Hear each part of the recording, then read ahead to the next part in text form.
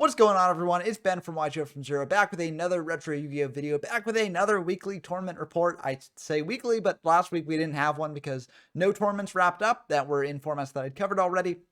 This week, however, a tournament has wrapped up in a format that I've covered, and that is Fiber format. The Fiber format monthly 3 just wrapped up this week, and it was really fun. It was a double elimination tournament. 20 people held on the Fiber Jar Discord server, linked in the description down below to that Discord server if you want to join in the next one.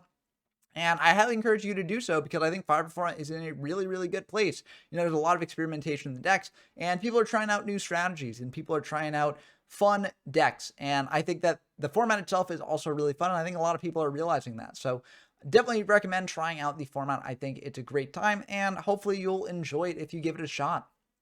But before we dive into the tournament results itself, I also want to say if you're interested in joining Discord servers, join the Yu-Gi-Oh from Zero Discord server, where you can also find games in Fiber format and also games in any format that I featured on the channel. We also hold weekly locals and monthly bigger tournaments and a variety of different formats. Definitely check out that as well. Also, if you enjoyed the video, definitely subscribe to the channel. I'm trying to reach 1,400 subscribers this month, and we are almost there. We're so close. So it would really mean a lot to me if you can help us reach that goal.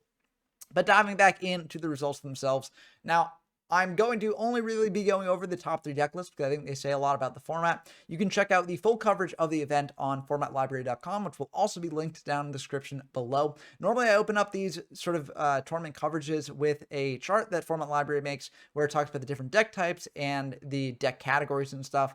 But for the DM era, especially like the mid-DM era where Fiber format resides, a lot of the decks get mistakenly labeled as tomato control. So I didn't really think that graphic was too helpful for this format because I think that people are bringing a variety of different decks, not just tomato control, and even decks like this are labeled as tomato control. So this deck here is the 3rd place deck list, piloted by Ghost of 41st Past, and it's a very good one. It is sort of a recruiter swap deck list, so the idea of this deck is that you give your opponent things like Giant Rat or Mr. Tomato off things like Creature Swap, and then you can do major aggressive plays. And in a format like Fiber, getting aggressive is a very good thing, because Fiber format is basically defined by aggression and dealing a ton of damage very quickly, because Fiber Jar resets everything except for the life points, so if you can get that aggressive edge over your opponent before Fiber Jar comes down, then you have a bit of an advantage there. So it's very good in that regard. But also it does have Yata Garasu as well in the deck. So if you don't want to win through life points, you can try winning through just the Yata lock. And that also paired very well with Creature Swap as well, since Yata returns to hand. So you basically take a big monster and then bounce back Yata to hand. So it's very nice there as well. This list is almost identical to the list that won the last Fiber format tournament. However, there's one difference in that it's not playing Painful Choice in the main deck, instead it's playing Delinquent Duo. I think that is a reasonable choice that you can make, although I do think Painful Choice is one of the most broken cards in this format and should be played in pretty much every deck. It's just such a flexible card, such a versatile card, and it is a very difficult card to play, don't get me wrong. So, I don't necessarily think that people cutting it from their deck list because it is so hard to play and because they feel like they'll misplay from it is necessarily a bad thing if you're going into tournament play. But I would encourage you, if you're trying to get better at this format, to play Painful Choice in your main deck, because the best way to improve with this card is with practice. And so I do think that if you're looking to play some games, maybe not in a tournament setting, but just to get better at the format, then Painful Choice definitely should be in there. And if you feel confident with your abilities with Painful Choice for a tournament setting, it should definitely be in your deck. So I think this list is pretty good. The side deck is also, pretty standard, like, 4-star Ladybug of Dooms and Dark Ruler of Death, as well as Assure Priest are likely in here for the mirror match because they're all very good in that. We get Magician of Faith to get back powerful spells, Heavy Storm to wipe out back row, and Double Trench Tribute to wipe out aggressive pressure, Ceasefire and Nobleman of Crossroads to deal with flip focus strategies. There's pretty standard stuff in the side deck here. But very cool of Ghost to pilot this list to 3rd place. Congratulations to them. And I think this is a great starting point if you do want to start out with a very good deck in this format.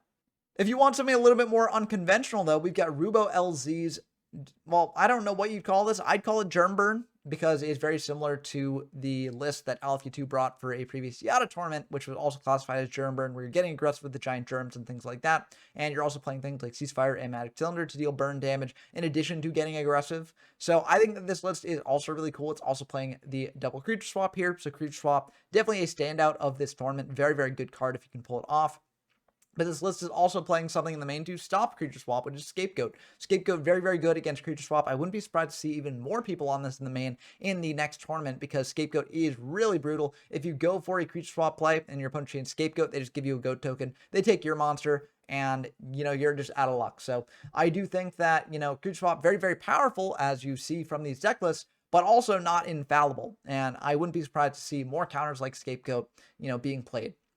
It's a very, very good deck list. It almost won the tournament, got in second place here. And, I definitely could have seen it winning the whole thing if things had gone a little bit differently for it. So very, very good stuff. And congratulations to Ruba LZ for bringing this sort of list. The side deck is also kind of interesting. They've got triple chain energy in here. That can be very, very brutal if your opponent isn't expecting it. For instance, if they side out of spell and trap removal, think that you're on a bunch of chainables and then you bring in chain energy. That is just brutal. So very, very powerful side deck tech here to sort of smoke screen into that if you want to. But yeah, very, very good stuff here. And yeah, I think this was Rubo LZ's first Fiber format tournament, and they did very well, so congratulations to them. And of course, the last list we have to talk about is the winning list piloted by B-Sox, the 3-time winner of the Fiber format monthly tournaments. They've won every single one, and that B-Sox is me. So I managed to win all these events, and I actually went undefeated in all of them. Now, I played this deck list for 2 of them, actually. The latest one and also the previous one. I played this exact main deck. I didn't change anything for the main deck because I thought it was really good. And I was curious to see what people would bring in to stop this, and whatever they brought in, it was not enough to stop this deck. So I think that definitely shows that if people are not prepared for this deck, or if people, don't have targeted hate for it, it will do extremely well. And we saw that in this tournament because it did manage to win another one. So I think this deck is very, very good. I am playing the Painful in here instead of the Duo because I do think Painful is just busted. And I think that, this is just such a versatile card. You can potentially use it to buff up your Bazoos. You can use it to get power card to the deck. And because you're playing Fiber Jar, you're less upset if you send a bunch of power cards because you can Fiber Jar them back later. So this card is just very, very versatile, very, very good. And I highly recommend everyone play it if you feel comfortable with, the skill level required to use it. For the side deck, I made some slight changes from the last tournament. I included 3 Scapegoats because I felt like this was very good against the mirror match. And it's just good in general, I think. I think a lot of people are going to be siding into things like Scapegoats if they don't already have them in main once they see that you're on this style of deck. So what I generally did was I sided out the creature swaps, and also I think a Yata mainly to go for the triple Scapegoat, as Scapegoat can also wall off Yata. So in the future, I might even cut the swaps and Yata and just put in 3 Scapegoats, because honestly, people are expecting the swaps now. So they're playing things like Scapegoat, and, these cards are just dead in that case. So I do think that playing swaps, or not swaps, but Scapegoats in the main is definitely a good strategy going forward. And I likely will be switching up the deck in that way for the next event, because I am planning on joining the next Fiber format monthly, and we'll be able to see if anyone can take me down in that event. But I think the rest of the deck is pretty straightforward. Again, we're going for the swap plays. We're trying to give our opponent recruiters and get in for a ton of damage here. And we've also got a pretty good side deck too. We got triple TT to deal with more aggressive strategies. We've got the triple Scapegoats, as I mentioned. We got double knock and the ceasefire for more flip focus strategies. We got heavy storm for more back row focus strategies. We got a duo here to bring in if we know we're going first. I didn't play duo in the main because I feel like in this format, 1,000 life points really does matter a lot. Also, going for the card advantage doesn't really matter as much because Fiber Jar exists. So I'd much prefer something like Confiscation, where I get to see their hand. If they've got a Fiber Jar, I can send that. If they don't, then I can send something else that's pretty powerful. But because duo is random, if they do have a Fiber Jar in hand, you might not hit it, and then they can just go for Fiber and immediately recoup their advantage. And also, you've just paid 1,000 life points. So I'm not the biggest fan of duo in the main in this format. I do think it's still a very, very good card. Don't get me wrong. I just didn't have the space for it here. Although maybe if I'm adjusting the deck in the future, maybe I'll find room to include it. But I was very happy with this list. I think it's a very, very good list to pick up if you want a very powerful deck to play in this format. And maybe, you can rise to the top of the next tournament with this deck, or a sort of optimized version of it. I'm very happy with it though, and I think it's a lot of fun. So I highly encourage you, if you are interested in this format, to give it a shot. Join in the next Fiber format monthly in the Fiber Jar Discord server, linked in the description down below.